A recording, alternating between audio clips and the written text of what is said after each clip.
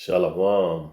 First and foremost, I want to give all praises, honor, and glory to Yahweh, Bahashem, Yahweh Shah, Bahashem, Raha Kwadash. Double honors to the apostles and elders of Great Millstone who have taught us this truth and rule well.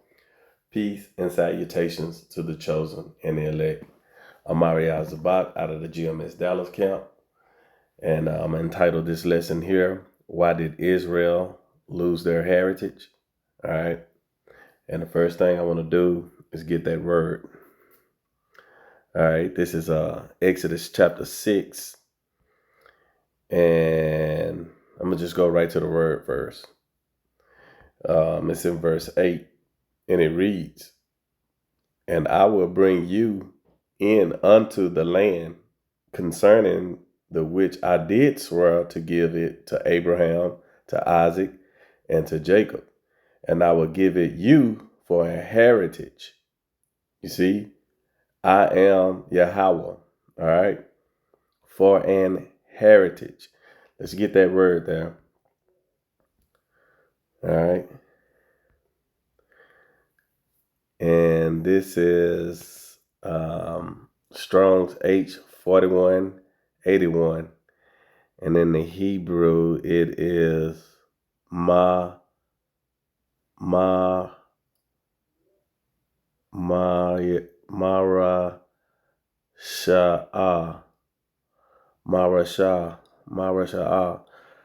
And it means a possession. All right. And then when you go into that, it's going into the land.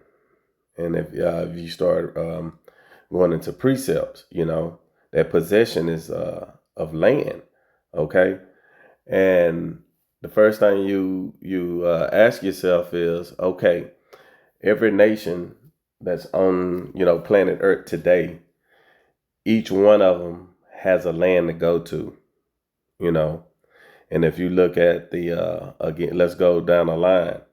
You look at Esau Edom, the so-called white man, his land is back in Mount Seir, and that can be traced, okay? That's part of history.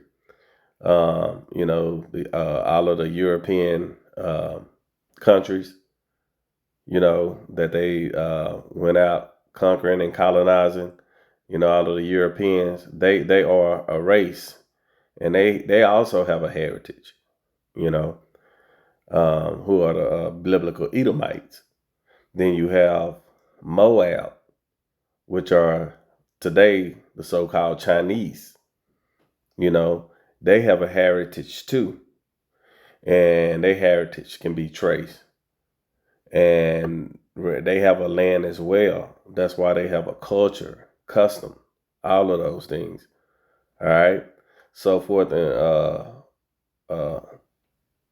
And nevertheless, you have the Ishmaelites, who you today call the Arabs, And if you go over there to the Arab country, you go to their country, their heritage can be traced because they actually have land, that was given to Ishmael from Abraham.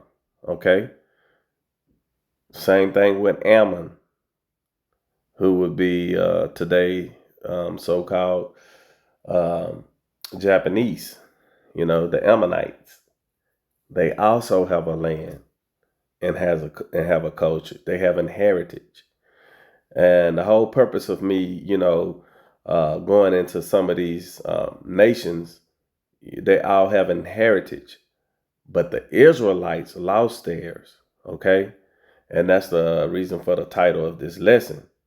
And me pulling out that word heritage, it's a possession. And what is that possession? It's a land. And each nation has, a respected area that was given to them, by Hashem Yahweh Shah, a land, all right, a heritage. So these people had lost that, all right? And this is why we're going to get into that and try to figure out what happened, to Israel and how did they lose their heritage, all right? So let's go into actually, you know, in this chapter here in Exodus 6, this is the Most High Yahweh promising uh, that the deliverance of Israel, because this is where they was in captivity under the Egyptians and under the Pharaoh. Okay, and this is a promise that was given to Moses from Yahweh, the Most High. All right, and this is what you're reading. Matter of fact, let me just go ahead and read the first three verses, and it reads. Verse 6, Exodus 6 and 6. Wherefore say unto the children of Israel, I am the Lord Yahweh, and I will bring you out from under the burdens of the Egyptians, and I will rid you out of their bondage, and I will redeem you with the stretched out arm and with great judgments. Verse 7, and I will take you to me for a people, and I will be to you a God, a power. And ye shall know that I am Yahweh, your power, which bringeth you out from under the burdens of the Egyptians. Okay? Then here's verse 8 again.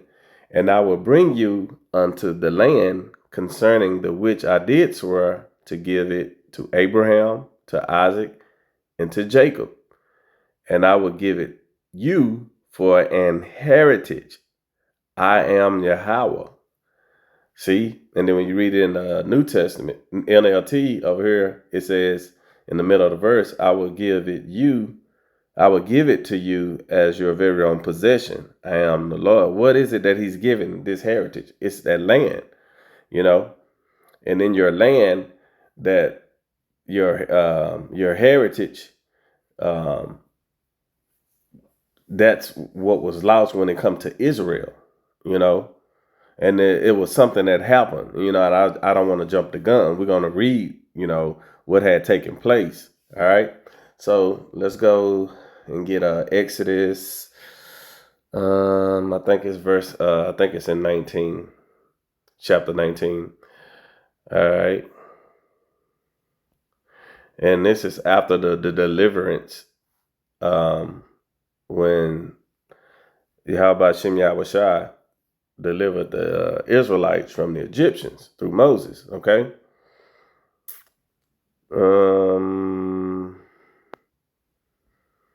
Okay, let me see.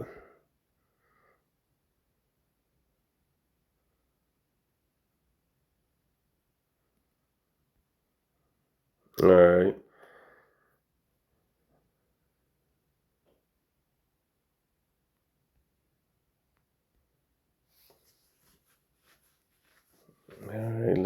All right, give me a second. Okay. All right, I think it's in might be in chapter 20.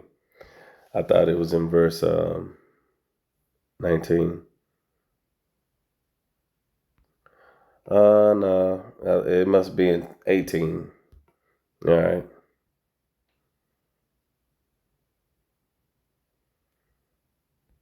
Okay.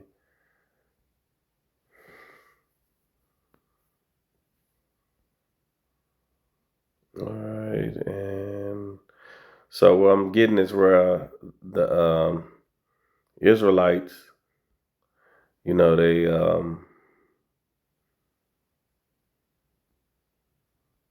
where they wanted to speak to the Most High.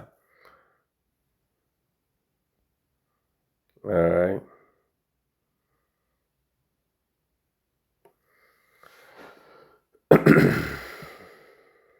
Okay. So, man, it was probably in verse 19. Well, the children of Israel, you know, wanted Moses to speak to the Most High, you know, um, because they were afraid to speak to him. And it could be in chapter 20. It could be in chapter 20. All right. And let's go ahead and get that. Let me go to chapter 20. I think it might be in chapter 20. Um,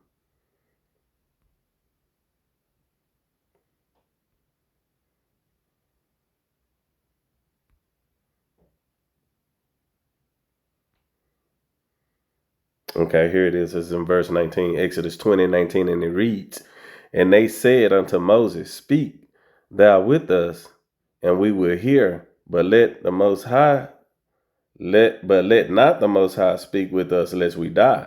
You know, they were afraid. They wanted uh, Moses to speak to the Most High. And this is where the commandments, and the covenant was given to the Israelites. About them. Um, Coming to an agreement with Yahweh Hashem Yahushai for them being delivered. And the commandments, law, statutes, and commandments are given to them. Well, we're going to fast forward. We're going to fast forward to Exodus 32. And this is what I want you to, get the understanding on what happened. And this is verse 1. And this is dealing with the golden calf. And it reads, "And when the people saw that Moses delayed to come down out of the mount," so while Moses, is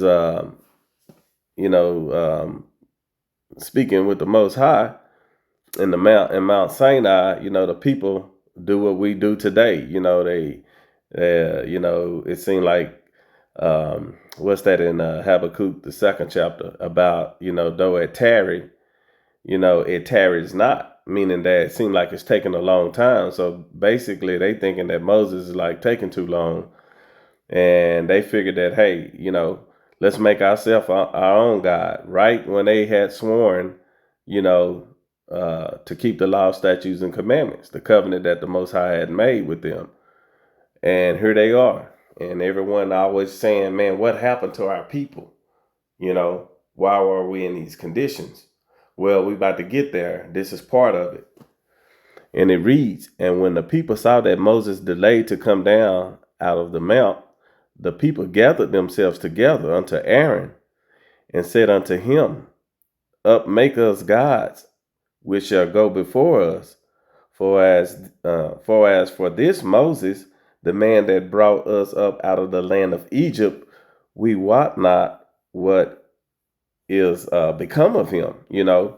They didn't. They don't know what happened to Moses, who brought them out of the land, because he was taking a long time. They felt like, hey, he dragging his leg. He probably his relationship with the Most High is I guess more important than we are. So let's do our own thing, pretty much. Okay. And verse 2, and it reads, "And Aaron said unto them, Break off the golden earrings which are in the ears of your wives and of your sons and of your daughters, and bring them unto me." And this is where, again, idolatry, which is one of the commandments that we don't supposed to do. And in this chapter here, all of those commandments were broken. Worshiping only the true power, which is Yahweh. They broke that. They made a graven image, idolatry. They went into all of that in this chapter. And I'm not going to read the whole chapter. You can read it on your own. But this is where we start going off, okay? And verse 4, and it reads, "And he received them at their hand and fashioned it with a graven tool. And after he had made it a molten calf, and they said, These be thy gods, O Israel, which brought thee out of the land of Egypt." And that's what ticked the Most High off. Okay? So you, on your own time, read this chapter here, and you're going to see how the Most High, Yahweh, he get upset, call us a stiff-necked people here in verse 9. And that's where the Most High wrath and anger was kindled, okay? And from that point on, we're going to get Jeremiah. Let's get that real quick. Jeremiah 17:4. All right. This is Jeremiah chapter 17 and verse 4. And it reads, "And thou, even thyself, shall discontinue from thine heritage." There it is again. And it's talking about a possession, which meaning that our land that I gave thee, and I will cause thee to serve thine enemies in the land which thou knowest not. For you have kindled a fire in mine anger, which shall burn forever. So this is what happened to our people and how we lost our heritage.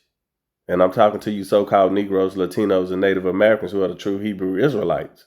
You see, this is what we had read in Exodus is what led up to the Most High anger being kindled, because of our disobedience. We broke the first covenant. And that wasn't with no other nation. It was only with the Israelites, because they were the only ones that was brought out of out from under the Egyptians, under the burdens of the Egyptians. All right. So let's go into let's get this out of let's go to Baruch. This is Baruch chapter 4 and verse 6, and it reads, "You were sold to the nations, not for your destruction, but because you moved the Most High to wrath, you were delivered unto your enemies." Verse 7, "For you provoked him that made you by sacrificing unto devils." And we just read that in Exodus, the 32nd chapter, when they made a golden calf out of gold, and not to the Most High. You have forgotten the everlasting power that brought you up, and you have grieved Jerusalem that nursed you. Okay?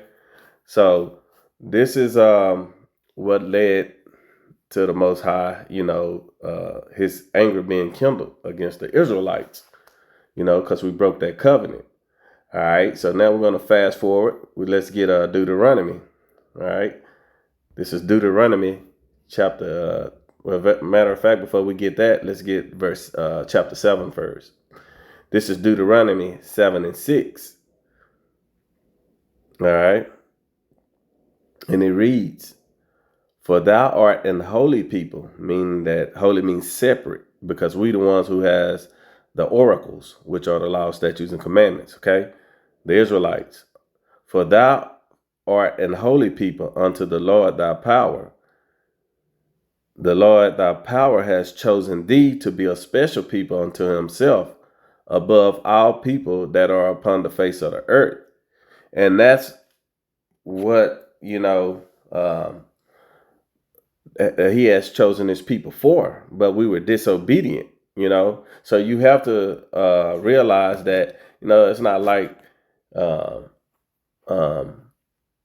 this is the Most High's righteous anger when it comes to Israel, because he didn't have to, he could have, according to the first covenant, he didn't have to give us a deliverer, which is Yahushua, that came up out of Israel. But we're going to get Deuteronomy, the 28th chapter. We're going to go ahead and move forward in verse 15. All right. And it reads, because you look at that and say, man, we were supposed to be above all of the nations, but something happened. And that something that happened, we just went over. We went off as a people. We broke the covenant. All right. And it reads, Deuteronomy 28 and 15, "But it shall come to pass, if thou wilt not hearken unto the voice of the Lord thy power, to observe to do all his commandments and his statutes, which I commanded thee this day, that all these curses shall come upon thee and overtake thee." And I'm not about to go through all of the curses. There are some, I guess a couple we can get, but this is why our people are in this lower state, throughout the four corners of the earth, mainly in Babylon the Great, because this is where the deliverance is going to take place here in Babylon, in America. Okay. All right. So let's get a couple of them.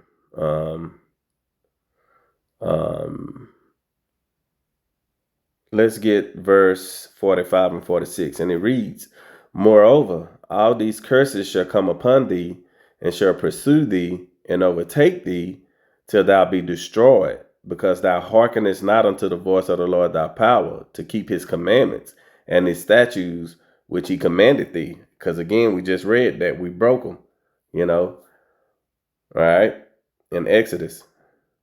Verse 46, and they shall be upon thee for a sign and for a wonder, and upon thy seed forever. And that's right, because that's how you're going to be able to identify who the Israelites are in the earth. You don't have to go get a DNA check, or you don't have to do all of these things that Christians speak of, that these Edomites say, that proves you're an Israelite or not. We can look here in the scriptures. We can look according to prophecy on how you can identify the Israelites. Okay? So no matter where they are, all these curses are going to be upon them. You see? Just like when you driving down the road and you see the golden a golden arc, and you know it's a McDonald's on the next exit or so. It's the same thing. When you see these signs, you know who these people are. And let's get verse 48, and it reads, therefore shalt thou serve thine enemies, which the Lord Yahweh shall send against thee. You see? So we ask ourselves, how did we end up in this situation? Because when you're in school, you're taught like you just, burst out of thin air on slave ships, which that's not true. We reading it in the scriptures how we ended up on them slave ships. And it reads, again, therefore thou shalt serve thine enemies, which the Lord shall send against you, in hunger and in thirst and in nakedness and in want of all things, and he shall put a yoke of iron upon thy neck. And if you pull up the word yoke in Google, you're going to see the yoke of iron is on the Israelites. It's on you so-called Negroes, Latinos, and Native Americans. That's who the yoke is on, until he have destroyed thee. Okay? Verse 49. The Lord Yahweh shall bring a nation against thee from far. How did we end up over here in Babylon the Great, which is America? You have to ask yourself that question, Israel. You Israelites. You have to ask yourself that question. And it reads again, verse 49, the Lord shall bring a nation against thee from far, from the end of the earth, as swift as an eagle flies. What nation is represented as the eagle? A nation whose tongue thou shalt not understand, because you speak Hebrew. That's why you are Hebrew Israelites. How do you not know that you're a Hebrew Israelite? Is because your heritage was lost. You're not in your land. And that was some that was taken, that we lost. Okay? So let's go ahead and get the last one. Everyone knows this one. And this is verse 68. And the Lord shall bring thee into Egypt again. Yahweh shall bring thee into Egypt again. And Egypt is synonymous with bondage. Let me see. Is that in...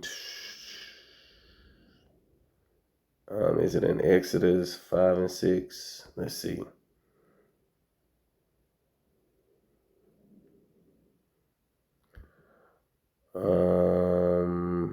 Is it Exodus? Okay. I thought it was Deuteronomy 5 and 6. Let's see. Okay, yeah, this is Deuteronomy chapter 5 and verse 6, and it reads, I am the Lord thy power, which brought thee out of the land of Egypt and from the house of bondage. You see? So when you hear the word,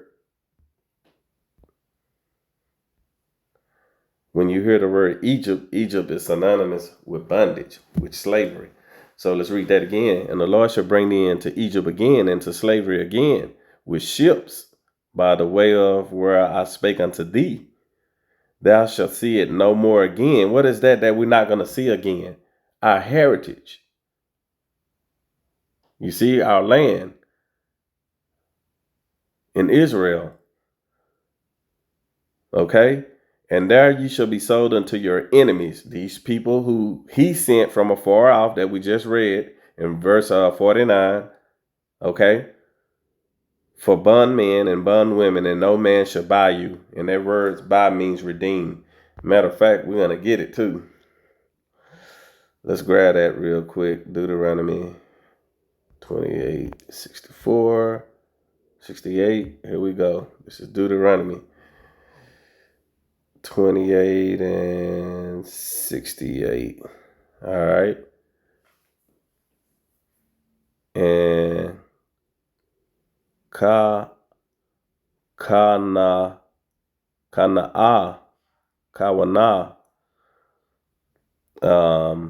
and it means to get, to acquire, create, buy, possess. And this is what we're looking for, redeeming his people. You see, of the Most High originating, creating, redeeming his people. That's what to buy means.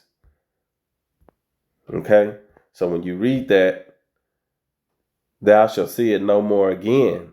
And there you shall be sold unto your enemies for bondmen and bondwomen, meaning slave men and slave women, and no man shall redeem you. Okay? And that redeem is going into Yahweh Shai, who you ignorantly call Jesus Christ. All right?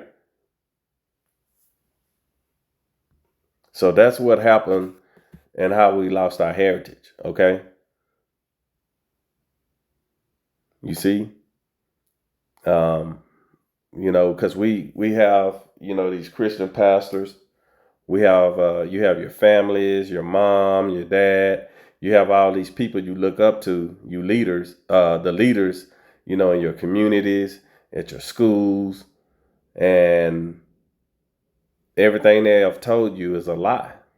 Okay? It's false.